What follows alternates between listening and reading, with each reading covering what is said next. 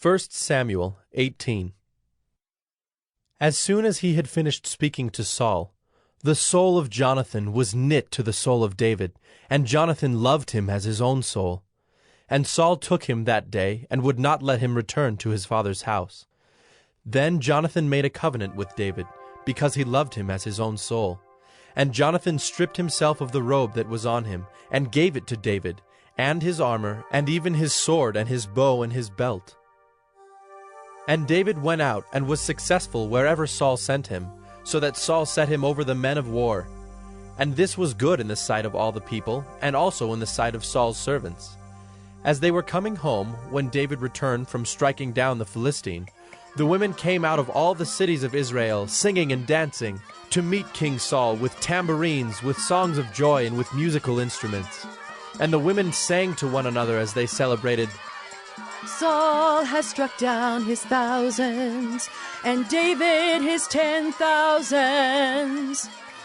And Saul was very angry, and this saying displeased him.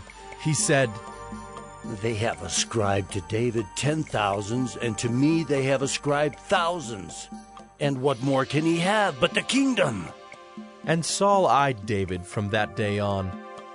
The next day, a harmful spirit from God rushed upon Saul, and he raved within his house while David was playing the lyre, as he did day by day. Saul had his spear in his hand, and Saul hurled the spear, for he thought, I will pin David to the wall. But David evaded him twice. Saul was afraid of David, because the Lord was with him, but had departed from Saul. So Saul removed him from his presence, and made him a commander of 1,000.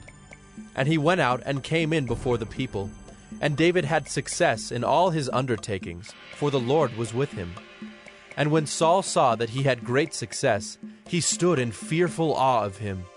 But all Israel and Judah loved David, for he went out and came in before them. Then Saul said to David, Here is my elder daughter Merab. I will give her to you for a wife. Only be valiant for me and fight the Lord's battles. For Saul thought, Let not my hand be against him, but let the hand of the Philistines be against him. And David said to Saul, Who am I, and who are my relatives, my father's clan in Israel, that I should be son-in-law to the king? But at the time when Merab, Saul's daughter, should have been given to David, she was given to Adriel the Maholathite for a wife. Now Saul's daughter Michal loved David, and they told Saul, and the thing pleased him.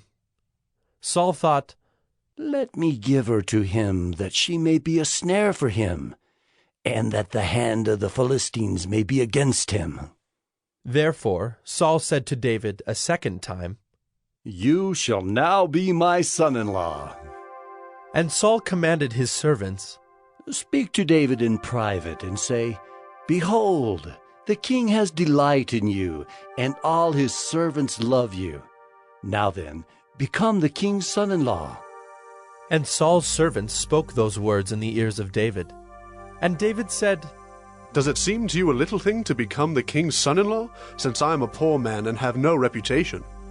And the servants of Saul told him, Thus and so did David speak.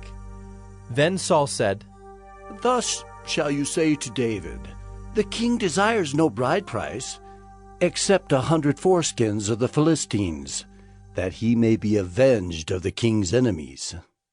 Now Saul thought to make David fall by the hand of the Philistines. And when his servants told David these words, it pleased David well to be the king's son-in-law. Before the time had expired, David arose and went, along with his men, and killed 200 of the Philistines. And David brought their foreskins, which were given in full number to the king, that he might become the king's son-in-law. And Saul gave him his daughter Michal for a wife.